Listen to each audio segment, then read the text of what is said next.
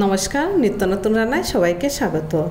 আজ আমি কোনো রকম বেকিং সোডা বেকিং পাউডার ছাড়াই একদম দোকানের মতো রসালো আর সুস্বাদু বুন্দিয়া রেসিপি কিভাবে দুটি উপকরণ দিয়ে খুব সহজেই ঘরে তৈরি করা যায় সেটাই আজ আপনাদের সাথে শেয়ার করব।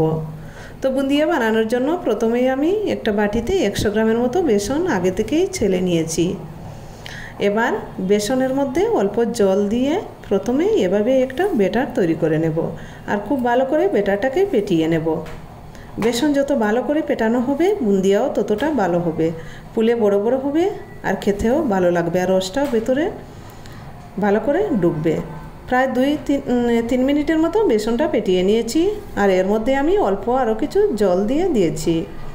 এবার দেখুন ব্যাটারের ঘনত্বটা ঠিক এরকমই হবে। অল্প কিছু ব্যাটার আমি অন্য একটা পাত্রের মধ্যে আলাদা করে নিয়ে নেব আর এর মধ্যে আমি রেড কালার দিয়ে দেব আর খুব ভালো করে কালারটা মিশিয়ে নেব। দুরকম ব্যাটার তৈরি করে নিয়েছি। এবার চলে যাচ্ছি চুলাতে আগে থেকেই আমি একটা কড়াই বসিয়ে নিয়েছিলাম। এবার কড়ার মধ্যে দিয়ে দিচ্ছি রান্নার তেলটা খুব ভালো করে গরম করে নিয়েছি।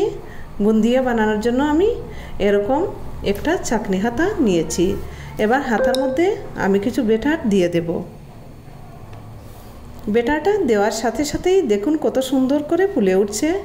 এখানে একটা টিপস ফলো করবেন, বুন্দিয়া বানানোর সময় তেলটা খুব ভালো করে গরম হতে হবে যাতে ব্যাটারটা দেওয়া মাত্রই যেন ফুলে তেলের উপর ভেসে ওঠে।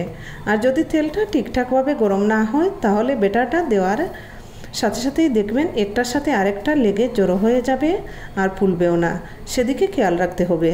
তো যাই হোক, বুন্দিয়া আর বেশিক্ষণ ভাজার দরকার নেই। এবার একটা চাকনি হাতার মাধ্যমে তুলে নিয়ে একটা প্লেটের মধ্যে রেখে দিলাম। দেখুন তো কত সুন্দর একদম জর্জরে হয়েছে আর ফুলে কত বড় বড় হয়েছে। আর এভাবেই আমি বাদবাকি সবগুলো বুন্দিয়া ভেজে নেব।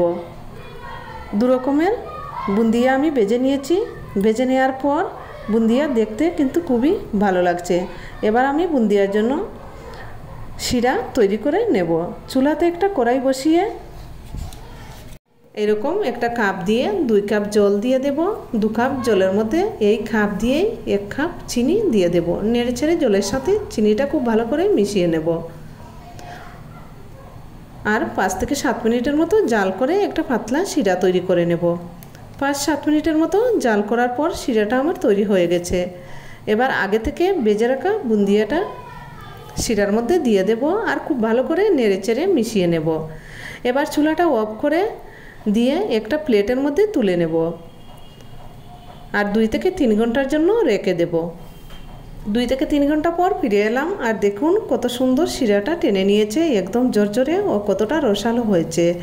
একদম রসে টইটুম্বুর হয়ে গেছে বুন্দিয়াটা। দেখতে কিন্তু দোকানের মতোই লাগছে আর খেতে কিন্তু দোকানের থেকেও কোনো অংশে কম হবে না। আশা করি এই সহজ রেসিপিটা আপনাদের ভালো লাগবে আর ভালো লাগলে অবশ্যই ট্রাই করবেন আর কমেন্টে জানাবেন।